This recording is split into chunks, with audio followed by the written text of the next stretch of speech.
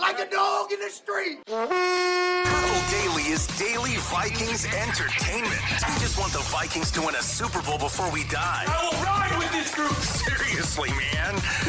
Please. And away we go.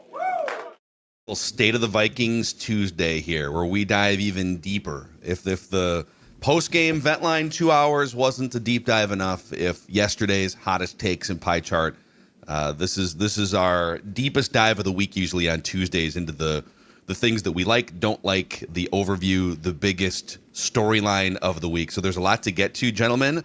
But first, a shout out to MSP Plumbing, Heating, and Air Conditioning for powering State of the Vikings Tuesday on Purple Daily. Absolutely. And here's the thing. I've been talking for a while now about your HVAC, right? Because it's getting cold outside. You want your HVAC to be up to date. You want it running as efficiently as possible. But how about the plumbing angle as well from our friends at MSP? Because right now they're offering a free camera inspection for your drain if you mention my name. That's right, the sports dad, Judd, or Purple Daily. If you're dealing with persistent clogs in your drains, slow draining sinks or toilets, or are in an older house, a free inspection now can save you big bucks later on. Also, MSP continues to do great work in the community. Their HVAC and plumbing technicians are collecting non-perishable food donations during their visits. It is a great way to give back. Contact MSP 651-615-4292 at their website. Call MSP.com. They're also your local Carrier dealers, so check with them to learn more about Carrier.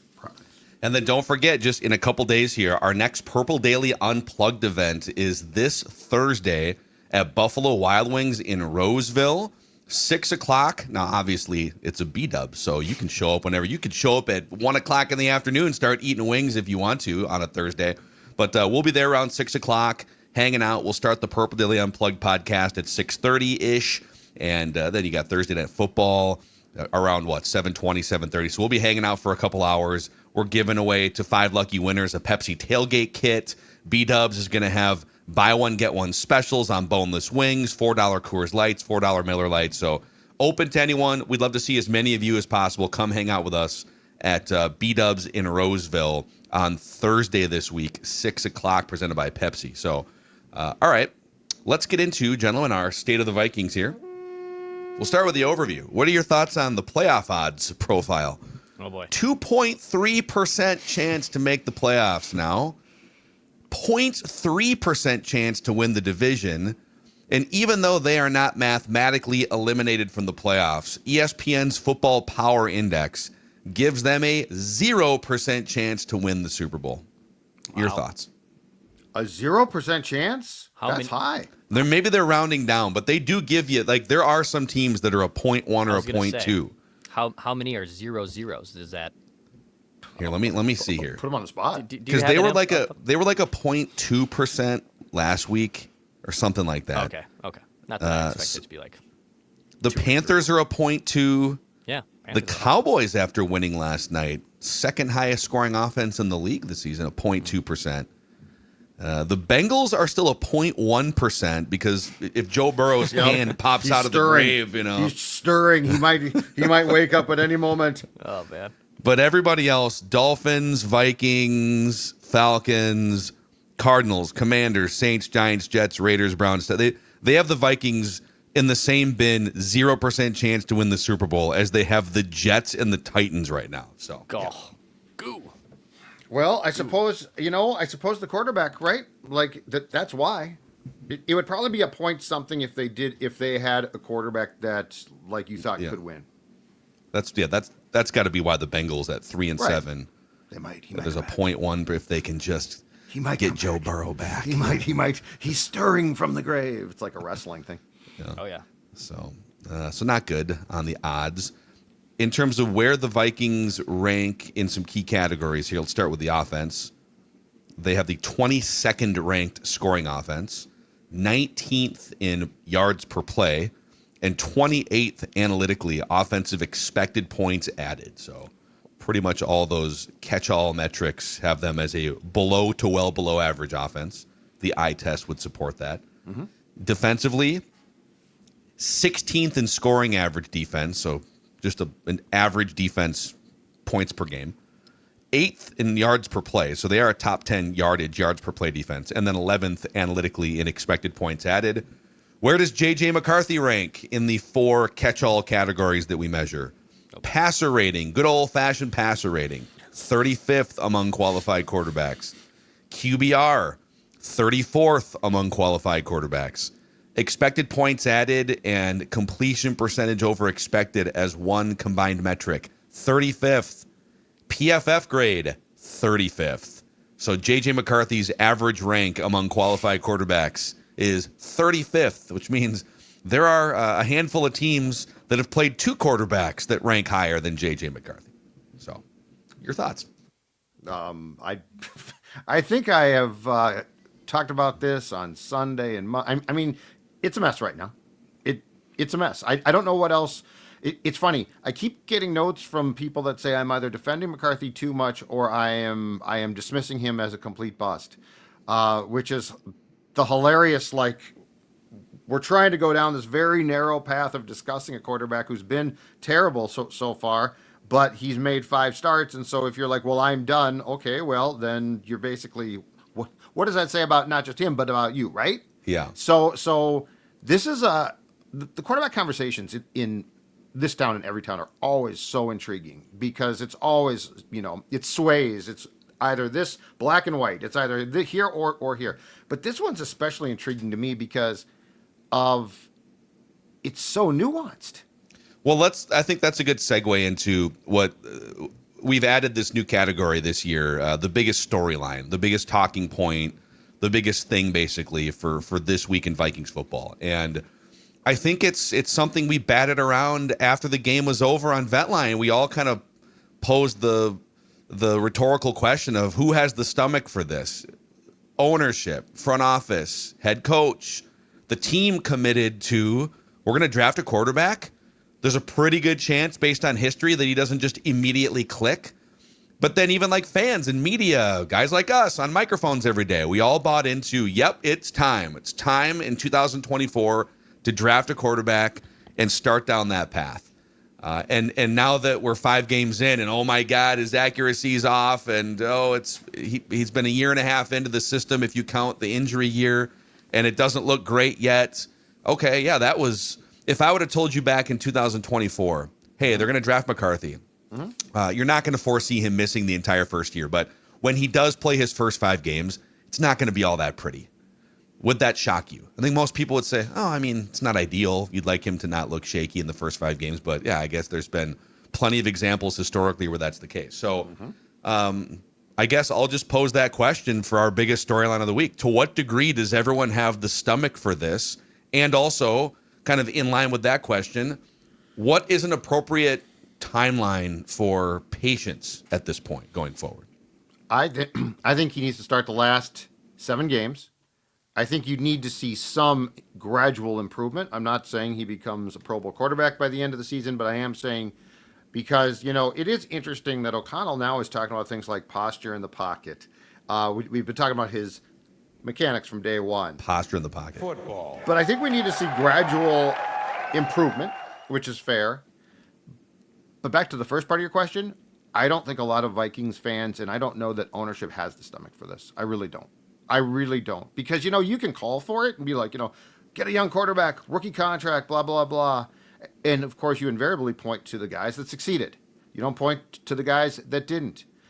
But I don't know that this fan base and probably more importantly, the Wilfs have the stomach to do this. Unless he shows just really, really big improvement.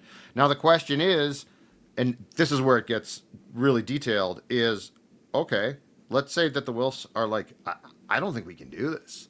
And it ends, it's not great. Kevin O'Connell could say, hey, hold on a second here. I have been on record as saying that teams fail young quarterbacks more than young quarterbacks fail teams. But then in the back of his mind, he's also thinking, I want my job. And he's not wrong in that one. So I think that this has real car crash potential as far as where it goes because of that. And it certainly feels like the fan base, which has never, again, I'll go back to what we talked about on Sunday, guys. How many times has the fan base done this? like in the last 20 years. Culpepper, you could say, okay, that's 2000. Ponder, but that just busted. And by the way, And Culpepper came out of the gate throwing darts. Like yeah, he led the league in yeah. touchdown passes his first year as a starter. And in Ponder's case, let's take a big step back and look at that one, okay? In Ponder's case, he was a disaster. But at the end of the day, there was no infrastructure here. Like the Vikings did not have if there was something to get from him, they weren't going to. And then Bridgewater, I felt like we were going down the path, and then it abruptly came to an end. So this is where I don't know. I don't know that the people that run this franchise or the people that buy tickets have the ability to weather this storm, because you can always go back to what you know. Let's go get a quarterback. Well, the I will say that the infrastructure, maybe it's not as good as we all sort of projected 3 or 4 months ago, because the roster has not been. There's been injuries and everything, but it's still better infrastructure than what most first-year starting quarterbacks get. Right? You don't usually get Jefferson and Addison, and you don't usually get a franchise left tackle and a quarterback-centric coach, even if we have complained about his play calling tendencies. You know, not saying it's perfect, but it's a lot better than the median infrastructure that most first-year starting quarterbacks get. And that is part of the criteria. But I want to drill down on something you said, which is you don't think, and I don't disagree with you, but I find it interesting that you've been covering this team in various forms for the entire Wilf era, going back to 2005, when the sports dad was not even yet the lead beat writer at the Star Tribune. He was the B beat writer at the Star Tribune. A young 35 as well, spry back then. Wow. Yeah. And so you've covered this regime, this ownership regime, the whole time, and your gut says that they don't have the stomach for the patience required to ride this out with a young quarterback. And my question back to them and anyone else, whether you're a fan, someone else in the media, whatever it is, okay, if you don't have the stomach to be patient, and I think everyone agrees he's going to get the 7 games the rest of the season, it's patience beyond that is the question, right? Does he get 17 more games in 2026? Well, what's your solution? So you want to win a Super Bowl, ideally. I'm sorry, but it's not like other sports, baseball, basketball, where the best players in the world become free agents, and you can just go sign Shohei Ohtani if you're the Dodgers.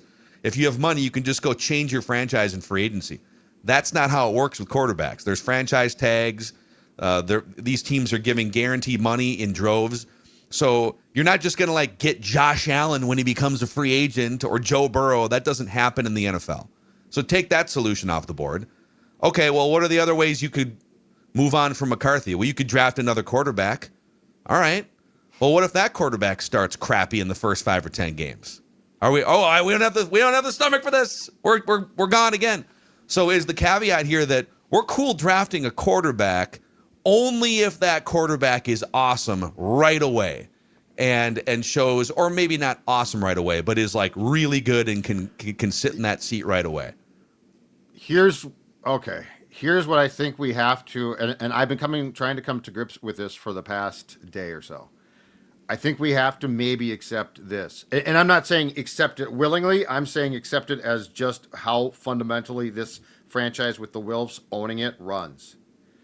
Are they content to be competitive? And in their mind, if we're competitive and we make the tournament, we can always win it. Now, I know that history is saying, really? I don't know about that. But anyway, there's 2 trips to the conference championship game in their time as owners of this team. But do we have to accept the fact that what they got from Cousins in their mind for a lot of the time was sufficient, which is we're competitive. Like we can win games. We can win 9 or 10 games, 11 games sometimes pop up.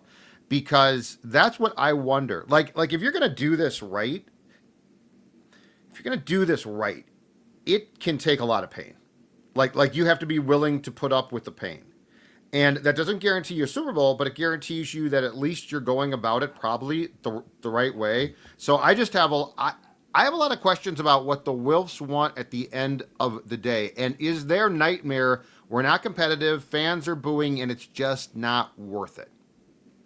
So I think where I look at this is, I'm just going to use the Wilfs ownership. I'm not going to go back to Dante. But with Ponder and with Teddy, In both those teams' cases, in year 2 with those starting quarterbacks, those teams made the playoffs the next year. After, in Ponder's case, a horrible rookie year, and in Bridgewater's case, a baseline fine season. And I think that's what Vikings fans are upset with is, can JJ just be Bridgewater from like a statistical output, not from an eye test sign? Can he just not crash the car, which is what Teddy was able to do? They built up the defense. They went 11 games in 2015. They probably should have won a postseason game. And then his leg explodes, and then we go back to the quarterback veteran well.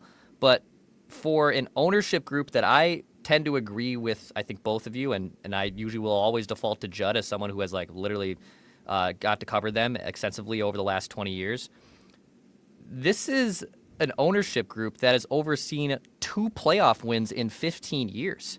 Like the Texans, the Broncos, the Bengals, the Lions, the Niners, the Giants, the Seahawks, the Saints, the Falcons, the Jets. The Vikings have the same amount of playoff wins since 2010 as the Jets.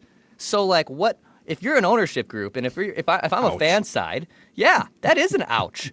So what stability are we is the stability like Judd's saying? Is it the 7 to 9 win competitive mark, and everything else is extra gravy on the Thanksgiving dinner? Because to me, they are a stable group and I like them, but at the end of the day, they haven't seen a lot of playoff or postseason success. So in my mind, even with McCarthy probably even still struggling over the next 7 games, I think it would take an awful lot for them to completely move on from him, and he's not quarterback 1 in 2026. Yeah, yes. By the way, that is wow. The Jets and the Vikings in the same. Life comes Jets at you popped up fast. there for a while. Well, I think they won both of those in 2010. It's like Rex Ryan and Mark Popped Sanchez. up there a little bit. That defense was good. I think so. My opinion on the timeline in terms of how much patience, what should the timeline look like here? Most people, I think, reasonably agree that he should play for sure, unless he's knocked out of a game for health issues. He should play the rest of the season. Go play 7 more games. Get to 12 career games, which still is not that much of a sample size, but get to 12 career games, and let's have a checkpoint then at the end of the year where we can ask the questions, us from afar and the Vikings internally. How fixable are the mechanical flaws and any other flaws that are preventing him from going a little further down the development path, right? How long is that development road? Okay, where is he at?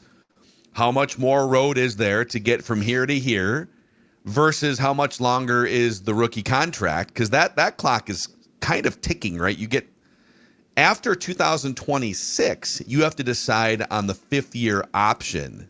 And so time is of the essence to some extent, because part of the value here is he doesn't make any money yet for the next 2 or 3 years. But then, as you're weighing that, okay, what's the opportunity cost? If you decide to stick with JJ McCarthy, what other options out there are you passing on? What is the opportunity cost of passing on those options? And so I would lay out for anyone that wants to bail on the process after 2025, here are your options. You're bailing on McCarthy. Okay, you're emotional. You're mad. You don't think he has it, and you don't think he's going to get there if given another full season. Okay, well, you could draft another quarterback like we talked about, what if that quarterback's crappy as a rookie like we talked about? Are you bailing on him too? And now you're the Jets, Browns, now you're just like one of those teams that has no patience, no ability to develop a quarterback. Maybe you don't have the stomach for that anymore, so you trade for Mac Jones. You could trade for Mac Jones. He's got 1 year left on his Niners contract, like $8 million or whatever it is. Probably cost you a day 2 draft pick, which you have 2 second-round picks, third-round pick, whatever. You could trade for Mac Jones, but let's stop there for a second. Because I already hear some people like, nah, screw this. Let's just go get a guy like Mac Jones. He's already fully formed. He kind of fits that Sam Darnold profile. Kevin O'Connell wants the guy that's been in the league for a few years, isn't going through this for the first time. Does Mac Jones get you back to 10 or 11 wins and you feel pretty good, and then you get smoked in the first round of the playoffs? Is it just like a fool's gold of, all right, well, we're competent again, but are you really winning playoff games with Mac Jones, or does he just get you back to being a 9 or a 10 win team? But this is where I'm telling you, this is where I think the Wilfs and this show part company. their whole contention, I think, is make the tournament and we can win. And so when they lose in the tournament, which, as Declan pointed out, they have a lot. They don't. I don't think they're disappointed, but they don't see it like we do, which is you never really had a chance. And and what they will say is, oh no, we made it. We just didn't play well, or like we made it. At least we made it. So this is where I think there's a big gap between like what Purple Daily thinks your chances are. Yeah. And the owners are like, but you don't understand. We're back. So like Mac Jones, I think in their world would make a lot of sense. I would say if your front office has proven the ability to nail the draft year after year after year, and your rosters were stacked with high-end talent and depth, I think you could lower the bar for what you need from a quarterback. You wouldn't necessarily, you like the 49ers get to Super Bowls with guys like Mac Jones and Brock Purdy and Jimmy Garoppolo. Now they haven't gotten they've had leads in the second half of the Super Bowl with Jimmy Garoppolo. They were up 10 in the second half against the Niners like 6 years ago. But that's because they are incredible at building monster rosters over the years. They also have a head coach who, just short of the guys who win Super Bowls, is on that list, Mount Rushmore in the current NFL. Yep. But the Vikings front office has not been that. They have not been able to nail enough drafts to make you feel like you can get away with an actual Super Bowl run with a guy like Mac Jones. But this is where this is where I think there's going to be some very, very hard discussions to eat for breakfast when the season is done at TCO. I think what the Vikings brass sold the Wilfs on was, hold on a second here, we'll cheat the system. We will go out and sign such a good free agent class that we will make up for the fact that we don't have the draft picks that, let's say, for instance, the Niners have, right? But we're going to game the system because what we're going to do is we're going to go get the best damn free agent class coming off of look at what we did in 24. So I think the Vikings it's falling apart. It's not working. But I think the Vikings convinced the Wilfs that they would do what San Francisco does, right? Infrastructure's good, coach is good, and that, we don't have a great quarterback, but we have a quarterback who will be good enough with this existing infrastructure. Like, so this is the problem. Like, this is the conversation. This is where if I'm the Wilfs, I come in with a big old notepad right after the season that's filled with questions about, hold on a second, why is what you told me so far away from what happened? I hope that notepad is an actual Judd's Camp Notes notebook. Yeah. Oh, Mark Wilf. I think Ziggy they got to Wilf go. walk in. I think you got to go in this I'm here case right now. The big legal one, pad. the legal pad. Yeah. I think you got to go legal pad, Phil. By the way, there would be a third option if for the people that are, and I put a poll out yesterday on Twitter just out of curiosity, a few thousand votes, and 25% of people say I've seen enough. I think he's a bust, McCarthy, which I think is wild, and then 75% of people want to see more. But for that 25%, and if you're right about the Wilfs not having the stomach for this, you could draft another quarterback. You could trade for Mac Jones. You could also trade for a more highly paid fallen stock quarterback as their organization maybe looks to transition. And I think right now that bin includes Kyler Murray, Tua Tagovailoa, maybe Trevor Lawrence, although they smoked the Chargers and are in playoff position right now. But you could, the teams sometimes get sick of those types of quarterbacks and want to move on. They think they're a bust or whatever. Those are all, I think, those are 2 number 1 overall picks. Was Tua a number 1? No, Tua was like the second overall. He was a top 3-5 pick. Yeah. But again, does like Kyler Murray, you go get Kyler Murray, go buy low on Kyler Murray. Okay, well, does Kyler Murray work with the system that you want? Is he a leader enough? The guy literally they had put a clause in his contract because he plays video games instead of watching film. Is he worth a contract too? Totally. Like he would be taking on a big contract.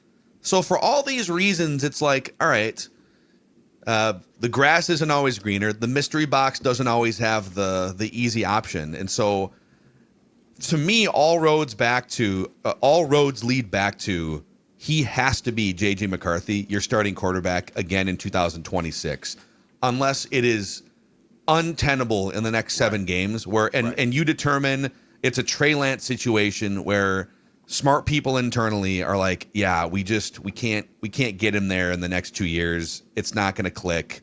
Let's just cut our losses. But even then, okay, now you're back to all those. If you decide that, you're back to those less than ideal options. So I'd rather go through 2026, get him to like 25 or 30 career games, and see what it looks like. Because I think there's a decent chance that with his drive, with his mentality, that he goes into the lab in the offseason, another full offseason, healthy, etc., and he comes back a different looking guy in 2026. I think you have to leave room for that possibility with a 22 going to be 23-year-old quarterback. So I think they're going to pick Door 2, but I think it's going to be a little bit tweaked. And again, this is predicated on him actually showing progress now. Like these last 7 games, he's got to show you something. But if he does, and it's not great, but it's not like you are the worst quarterback in this entire league. I think what they're going to do is the Wilfs are going to tell them, we want you to get a quarterback to compete now. You know, don't pull the Sam Howell stunt, you smarty pants. You know, when you say compete, though, are you literally going 50-50 reps? I'm going, it's going to be very close. Yes. But I think that takes away from McCarthy's development. I don't disagree, but I'm telling you, I think the Wilfs are going to say, unless this improves a lot, I think the Wilfs are going to say, we want you to bring in a veteran quarterback who's not Carson Wentz, who is certainly not Sam Howell, to compete. So if there's any questions about it, we're not stuck. And this is where they live. Like they Phil. I hate that though. I hate that. I'm fine with that. But this is where I think I've come to the conclusion, until it changes. This is where I think they live, which is why, to your point about, well, there's no Ohtani. It's not baseball where guys are just free to sign. This league has franchise tags and such. But if you look back, and I know that we weren't fans, but we actually were at the very time it was done. The Kirk Cousins signing, okay? That was a good signing in the moment for the first year. It's a pretty unprecedented situation for a team to allow a starting quarterback who's coming into his prime back then to walk away. And Washington did. And the Vikings pounced and made Kirk Cousins, at the time, the highest paid player ever in the history of the league. And he was certainly not a star player, but he was a good starting QB. And so I do think, as well, it was instructive about Spielman, because I think after Teddy got hurt, Spielman threw up his arms and said, I can't do this. But I also think that clearly came with the backing of an ownership group that said, hold on a second, a plug-and-play guy? Oh, yeah, let's pay him. Mm-hmm. So you can hate the scenario. I think it's probably a very flawed scenario, but if you were to ask me, hey, those 3 doors, what do I think? I think it's door 2. Yeah, I think so door 2 meaning that McCarthy is the starting quarterback. But they get like a Mac Jones. 2026. But no, they get another QB who's not just a backup. They get a Mac Jones. They get somebody who does take a ton of snaps in training camp, and they actually wage a battle. The only way I would be okay with that is if it's a Carson Wentz type. If you're 32 years old, I don't want that. If it's a buy low, I don't even know who this would be, because it's not going to be Mac Jones, because he would either be traded to be a starter somewhere, or he would just ride out the last year of his contract in San Francisco and then go be a free agent. Sure. But if it is a guy that was a first round pick or a second round pick and is in his mid to late 20s and still has some life left, but every rep that McCarthy needs reps. He needs to singe it into his brain and body physiologically the correct mechanics for throwing a football, because he clearly, based on reports and Kevin O'Connell, he's kind of getting there in practice when it's less stress, speed is lower, right? It's when the speed of the game is happening around him, as Jeremiah and Alex said on O-line committee yesterday. It's like you're standing in the middle of a freeway for the first time. It's the NFL. It's like that scene from Bowfinger where Eddie Murphy's trying to cross a 6-lane freeway. That's playing in the NFL for the first time, and that's happening in his mechanics guy. He needs reps. If you're taking away, I'm not yelling at you, I'm yelling at this hypothetical Wilf situation. If you take away like 50% of his reps in the offseason, to me, now you're making the wrong hedge. I think you either need to commit all in for another year and a half, or don't, and find some other path that, to me, is probably less likely to result in a positive ending at the end of the rainbow. If JJ McCarthy ends up as, like, statistically, if we get done with the season and he is just clearly the worst starting quarterback in the entire league on Mac Jones, may I submit this thought, though, in a potential trade? Would Mac Jones potentially make the same bet that Daniel Jones made, which is, I can beat him out? Like Purdy's going to start. So would Mac Jones say the exact? I mean, Daniel Jones didn't leave here because he didn't like it here. He clearly picked here because he knew it would help him. And by the way, it did. But he also looked at the Colts and said, oh, Anthony Richardson? Yeah, bring it on, baby. So would he look? And all of this. But he wouldn't be making the bet. He's under contract. No, but I'm saying if they came to him, if the Niners came and said, hey, we can get a 4th-round pick for you and trade you to the Vikings, would Mac Jones say, no, I'm going to write out my contract here, or would he say, I'm going to write out my contract with the Vikings because I think I can win that job? And he might be right because of patience here. Like we're talking about, and look, I am not these are not like my takes as far as what I believe is the best idea. These are my takes as far as what I believe to be the thought process of people that talk about being patient until there's a pink slip like floating towards them, and then they're like, no pink slip, well, no. How can I save my job? That is a really valid point in that in the NFL, a lot of I would say people that work for the owners, when it comes down to it, they operate to save their job more than to optimize peak upside or if you're like within a year or two of maybe being on a hot seat or things aren't quite going in the right direction, you are more likely to be conservative or make a move that gets you back to competitive than maybe continue being bad if there's a big upside in a year or two. That's 100% fact. And also, it feels like the Wilfs over 20 years, even though they do talk about Super Bowls and championships, that they are more fearful of being terrible than wanting to win a Super Bowl and doing maybe whatever it takes, including grind out like 3 years of questionable young quarterback play.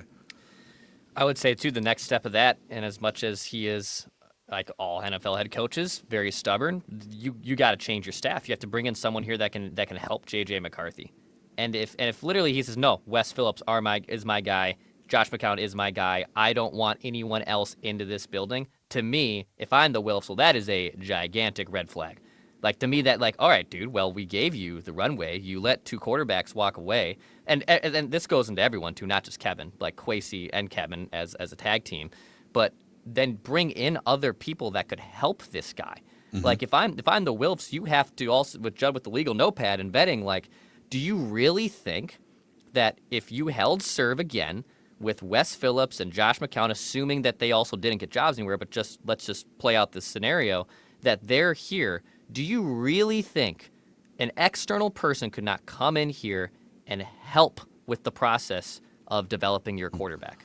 Well, I think it starts at step 1 of your equation, which is internal audit, as Thor coined it like a week ago, talking more about the draft. But my first question to Kevin O'Connell about McCarthy is, all right, we did say goodbye to Darnold and Daniel Jones. We could have paid them what they wanted and offered them a chance to start. If we thought McCarthy was going to play the way that he has, accuracy-wise, we probably would have let him incubate for another year, right? Keep working on your mechanics for another year. Daniel Jones, you're the guy. Sam Darnold, you're the guy. So my question is, off Dex's point, why is there such a gap between what you thought he was going to look like accuracy-wise and what he actually has been on the field? Not that it's not fixable, but you guys clearly thought he was going to be more accurate than he has been. Why is that? I think their explanation would be, well, he couldn't practice last year because of rules and injury. So we thought, but here's the problem with my response. So we thought, well, why did you think that? Why didn't it work? Like the Wilfs spent, I believe, the most money, cash over cap, in free agency to build this team, which, by the way, a lot of disappointments.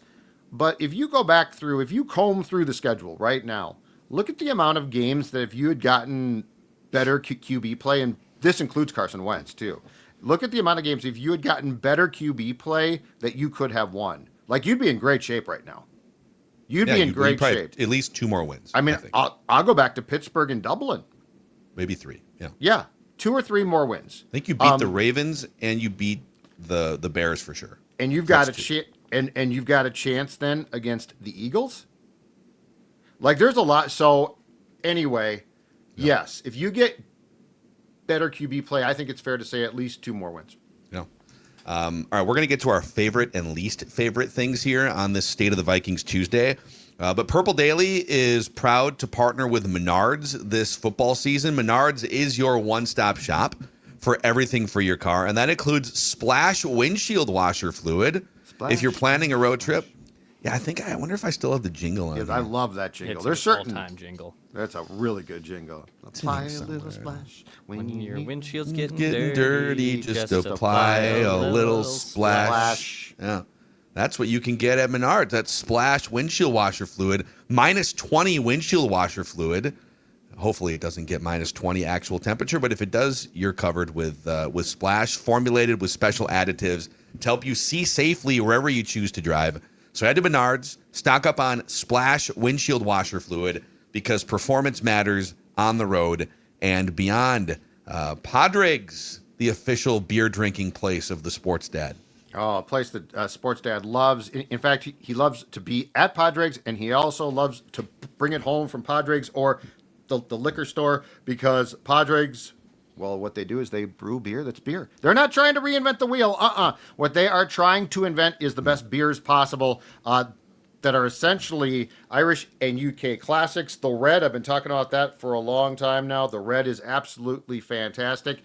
Check them out. They're in the old Lando Nod factory at the corner of Broadway and Central Avenues Northeast. Available in more than 200 liquor stores in the metro area and Rochester. Also find them on Facebook or Instagram or check out their website, Padregs.com.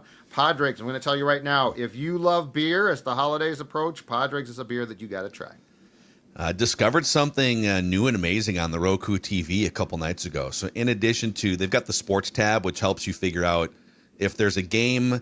It'll tell you, based on the teams that you watch, the leagues that you watch, it'll recommend, oh, this is on right now. And then you hit it and it'll show you the different apps that are showing that game. So it essentially curates in a world now where it's really hard to figure out like what platform or channel or streaming service a game is on. The Roku TV menu makes it easy.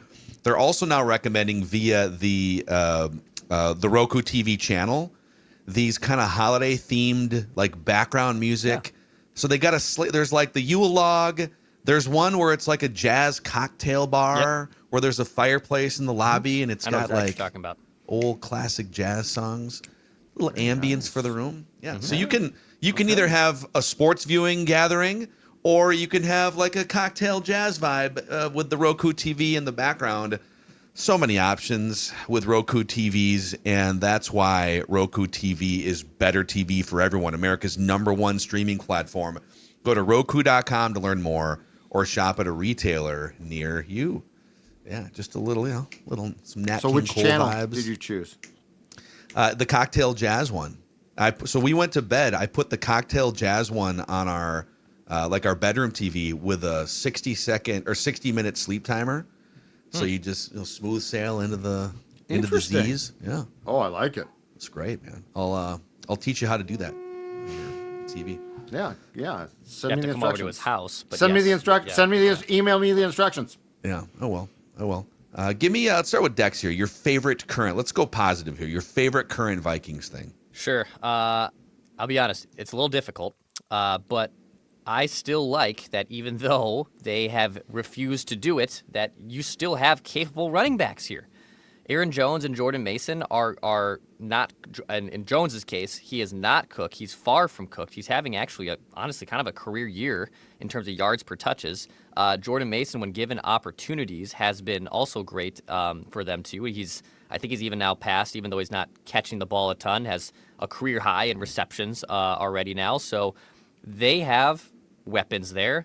I would like them to be utilized more.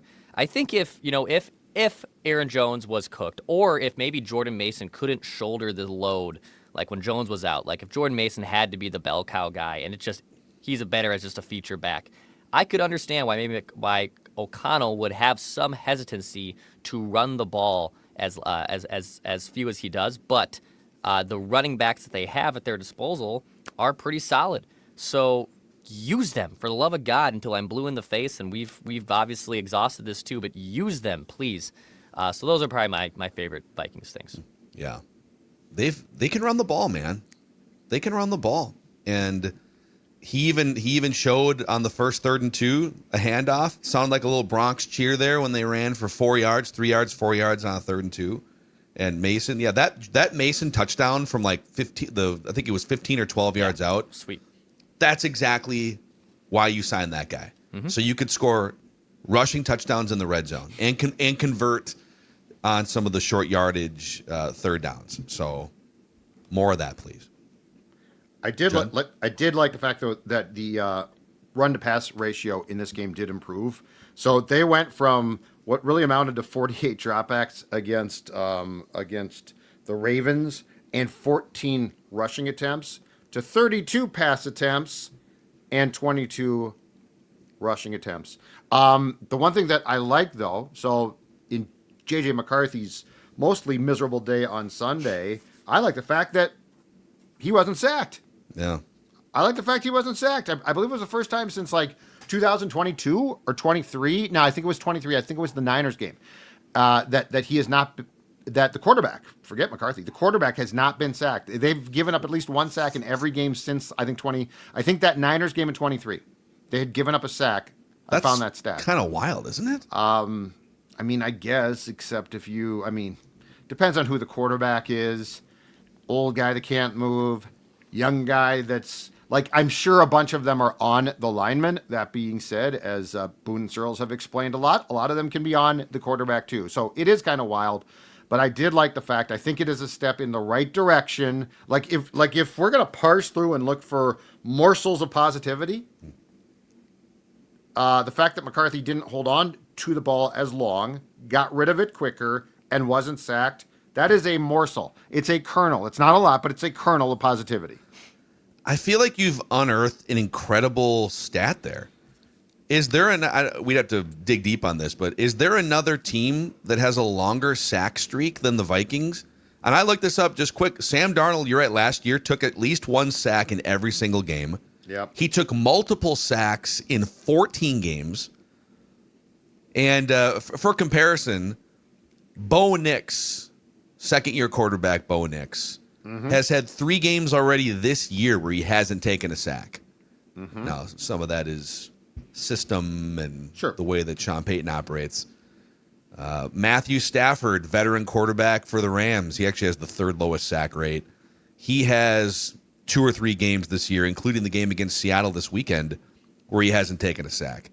I'll bet if we dug deeper on that was the longest streak in the NFL, if that's accurate. I think it was October 23rd, 2023 against San Francisco. I bet if I push this button right here, I can find That's pretty bad. That he was not.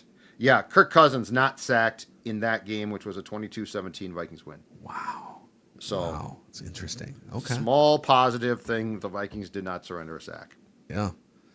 I'll give you one, and maybe this is part of the reason why there were no sacks in that game on Sunday for the Vikings. I think they may have found a solution at center. Blake Brandel's been pretty good, man. Blake Brandel's he's been holding this thing down. I know that at some point Ryan Kelly's going to come back. You do have Blake Brandel under contract for a few $1 million next year, but he has, according to PFF, which has a perfectly unflawed grading system that nobody ever questions. So he's now started 6 games at center. The first 3 were kind of rickety. He gave up at least a sack in the first 3 games. He had never done it before. Oh my God, I'm trying to figure out how to snap the ball without fumbling and, call out the mic on whatever. But the last 3 games against the Lions, Ravens, and Bears, his PFF pass blocking grades, 84.6, 75.1, 78.2. And he hasn't allowed a sack. He has allowed 3 total pressures in those 3 games. But if you take him compared to the 39 qualified centers in the NFL, he is 15th out of 39 in pass blocking grade. Bradbury pretty regularly, Bradbury's 26th in pass blocking grade for the Patriots. So Brandel 10 spots up on the rankings compared to him. Yep. Interesting. Yeah, I don't feel like I also see in pass protection, I don't see Blake flying backwards a lot.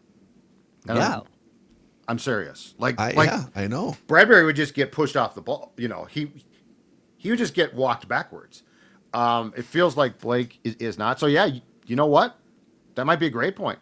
And I did think it was interesting after one or two starts. Searles joined us, and Jeremiah was basically saying this might be a great position because he's a smart guy, Yeah.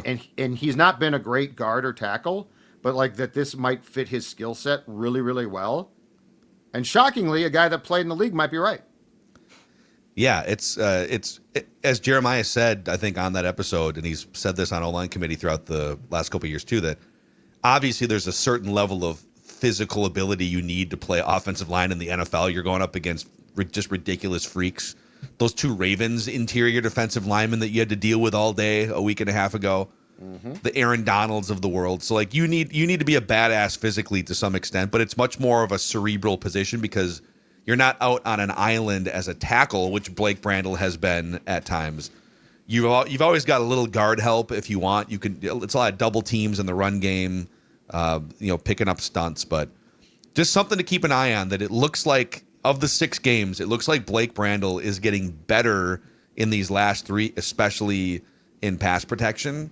And boy, if you have I think is it 1 year left? Let me see here. What is contract? Sounds Because right. as a backup, you were kind of looking at the contract saying, you got to find a way to clear about $40 million because you're over the cap.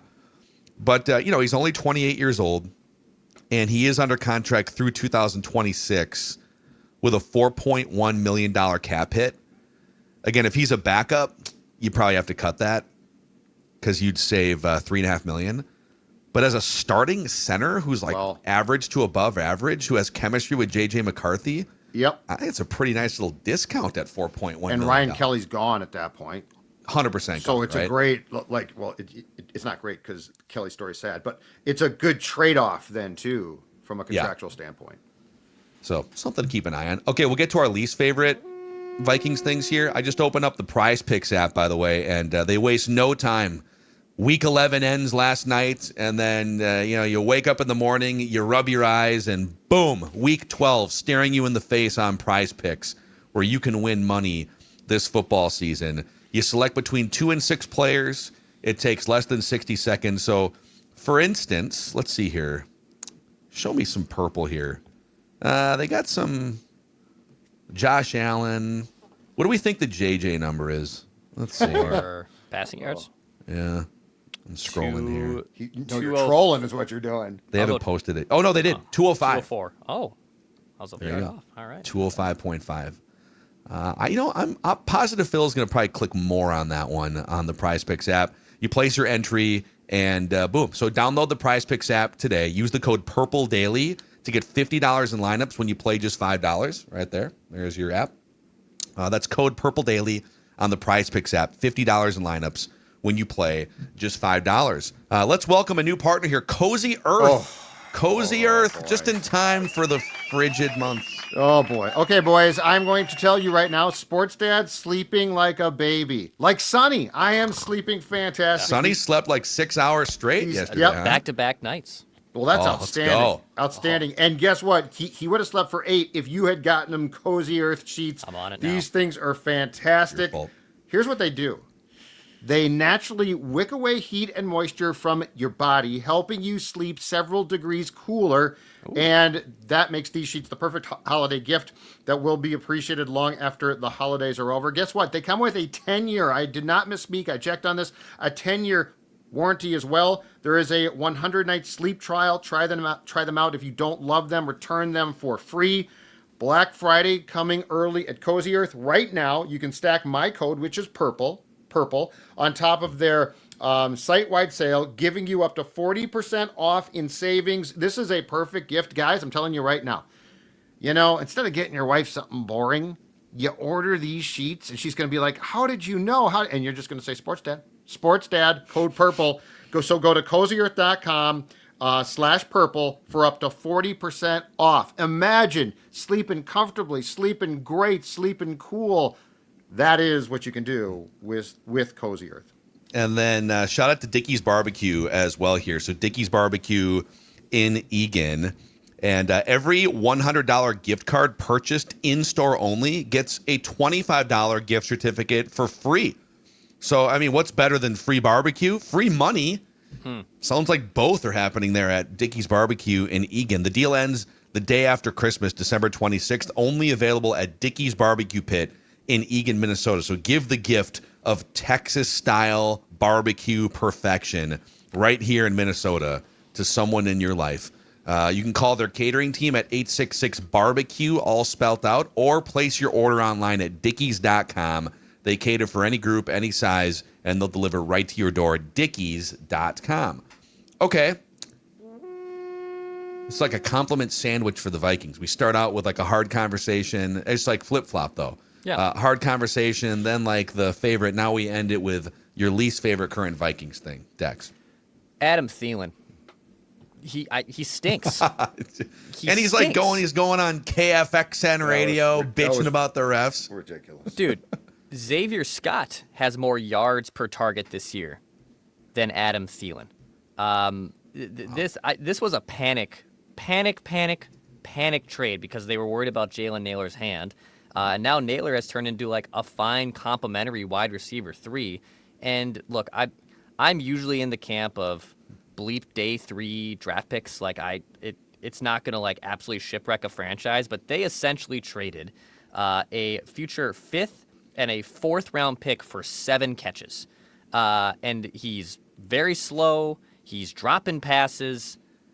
Why did you do this? I get it. It's the hometown aspect, I guess, and you were so worried about your wide receiver depth going into week 1. But I mean, he's below replacement level player right now. It's painful to watch. I mean, you're disrespecting his 2-point conversion he caught earlier in the year to leaving that off. That happen? He's Joey Gallo. Wow. He's Joey Gallo. He's getting thrown out on a foul fly to the first baseman at second base. It's like, what are we doing? Yeah. I mean, it was awfully bold of him to go on. Why did he do that? What are to you go doing? on KFXN radio and just air out the officials for being fanboys. What are we doing? He's like feeling himself, man. Oh my God. I think Adams, he's racked up enough service time in the NFL and enough equity in Minnesota where he feels like I can go on the radio even though I'm not likely to be part of the solution here on the field and bitch about the refs. Let's go. I feel like though, like, but before he left the first time here, his wife was basically insinuating things about the Vikings and how her husband didn't get him. And when he came back here, it was like, okay, can't be doing that. And she hasn't, I don't think, unless I've missed it. And then he goes on, a radio show, a popular one in the morning, and like you said, calls the officials fanboys. It's like, dude, who are you helping with that? Yeah, a little bit of a selfish move there. But I thought there was more gas in the tank. I think the Panthers probably thought there was more gas in the tank because it took him a while. Oh. Like he wanted to go, and the Vikings wanted to make it happen. And the Panthers he was pretty good last year, and we're trying to develop Bryce Young. He would tell you, I guarantee, if you pulled him aside, he'd say, "I do have more gas in the tank if I play more." You're 100% right. He would say that. Do you think he should play more? No, I'm fine. No, I don't. Because you're not playing him over Jefferson or Addison snaps, and Jalen Naylor has a great chemistry with McCarthy. Deserves to play. 100% deserves to play. Yeah. I do think that there is. Oh boy, I'm going to say this and people are going to go crazy, but that's okay. I do think there is an episode to carve out some time to talk about. Do you consider keeping Naylor and trading Jordan Addison this offseason? You know how I like to hang out in the dark corners of Vikings Twitter, Vikings Reddit sometimes and see what people Just are saying. smoking, sunglasses on, trench coat. Hey, Sounds great. Hey, what's going on? Did you know that there are some people advocating for a similar but different version of that, where you do a Naylor extension, you keep Addison, and you trade Justin Jefferson? How dark is that corner right now? Dark. Like how dark? How dark? Dark. Like what are you doing? Darkness retreat times 10. It's darker than a darkness retreat. Hey, man, why don't you come in this alley with me for a second? I got a Vikings take to run by. Hey, you God. Hey. in the trench coat. Hey. Psst, hey, Yeah. God, what are we doing? I gotta buy. I got 2 first-round picks for you, huh? The first Your, one's free. your GM's gonna botch them both, Hey, but you know you Georgie. want them. Hey, Georgie. Hey, Georgie. First one's free. Auga. Judd, what is your Oh God. My least favorite current Viking? So I'm going to go completely selfish here, and I'm going to tie it back into a guy that you just mentioned, Justin Jefferson. My least favorite thing is because of the quarterback issues, we are not getting a chance to see one of the greats in action. I've seen stuff about, well, maybe Jefferson sort of lost it. Maybe he's not as good as he's fine. He's fine. Balls are flying over his head. He's dropped a few passes. I get that, okay? But when Justin Jefferson is working with a quarterback who is on, Justin Jefferson remains one of the best receivers in the league. And from a fan standpoint, just watching that is a pleasure. Like it's a highlight. Getting to watch him play is a highlight. And selfishly, my least favorite Vikings thing is I don't know that is going to happen really throughout most of, if not all of 2025. And put quite simply, it sucks. Yeah, and for anyone in the dark corners of the Vikings internet, for anyone that's wondering either Dark Vikings web. yeah, it's like 8chan for Vikings takes. His dead cap hit next year. Let's say he did demand out. Let's say he was like, I can't do this anymore. Listen, guys, I love it here. It's been a great run. And JJ, you're a really good guy. I just only have a few years of my prime left, and I'm hunting for more success. I want more wins. I want more numbers, etc. Well, his dead cap hit, if you were to trade, or cutting obviously is not a thing, but it's $72 million is his dead cap number to the Vikings. So he ain't going anywhere. The only scenario in which you would make that move is if you were going into a full rebuild and you got 2 first-round picks or something. But it is I know we'll probably touch on some of that during reckless speculation season, but it'll be a pretty quick conversation. That dude's going nowhere. Let me go to another dark spot here and bring up another fly in the McCarthy ointment, though. If Justin Jefferson makes a phone call to the gentleman in New Jersey and says, this ain't working, I don't think it's working. O'Connell might say it is, but it's not. That's another McCarthy thing. That's a discussion then. So it wouldn't be that Justin Jefferson would be traded, and I don't expect him to do this. It would sort of fly in the face of his personality. But let's just say he voiced his angst to ownership. That would be another part. Yeah, I would respectfully tell him, hey, we love you, but yeah, I'm just telling you, you're a wide receiver, man. If you start to, you could argue that kind of building your team around a wide receiver is a mistake if you want to win a Super Bowl. Very difficult. And then if you start to compound it by then placating to the wide receiver, if a wide receiver is running your front office, you're not winning a Super Bowl. Yep. So I hope that it's just a little frustration here and just chill out, dude. You're still going to be, I think he's still going to be top 5 in yardage, even though he's having a weird season. So, yeah. I'm rolling a big stink bomb into the lobby of TCO Performance Center and telling you right now, chaos could ensue. I'll give you my least favorite current thing, and it's the situational disaster that this team is. So they're bad on third down. They are 31st in third down conversions. They have a -9 turnover margin, which they have the second most turnovers in the league. So -9 margin this year. They were a +12 margin last year. And we can sit here and break down a million different angles about this football team. But that right there is the biggest reason why they have 4 wins after winning 14 games last year is turnover margin. The penalty margin swing from last year is massive. So they are a -4 in penalty margin, which means that opponents, they've taken 4 more penalties than their opponents. Last year, they were a +39. Opponents took 39 more penalties in games than the Vikings did. And then another thing, when Warren Sharp joined our show before the season to kind of warn for some of these, hey, some of this stuff might regress. One of them was first quarter scoring margin. The Vikings were a +55 in the first quarter last year, so they're out to leads. Defense can react to that. And they've been a break-even first quarter team this year, so they've just been in a lot more close first halves. But bad on third down, one of the worst turnover margins in the league, a bad penalty margin, falling behind more often early in games. Like, it's all a recipe for a losing record before Thanksgiving. So what you're telling me is there's situational non-masters.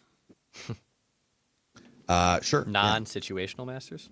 I mean, I don't know. I just thought of it really quickly. But I mean, they Situational failures would be in another 2022 that was like their calling card, right? Yeah. You know. And 2024 in a lot of last ways. year.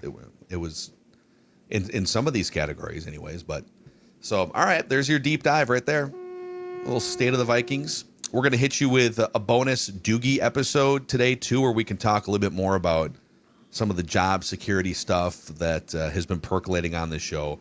Write that down, predictions tomorrow on Purple Daily. And and don't forget a couple things for the road. The Purple Daily Unplugged event Thursday at Buffalo Wild Wings in Roseville, 6 o'clock. And we are also all week long raising money for what used to be Secondhand Hounds. It's now the Bond Between as part of Give to the Max Week. ScoreNorth.com/donate. You guys already stepped up yesterday. Shout out to Nutrisource for matching up to $3,000. That's ScoreNorth.com/donate if you are an animal lover. We'll see you guys tomorrow on Purple Daily, where we just want the Vikings to win a Super Bowl before we die.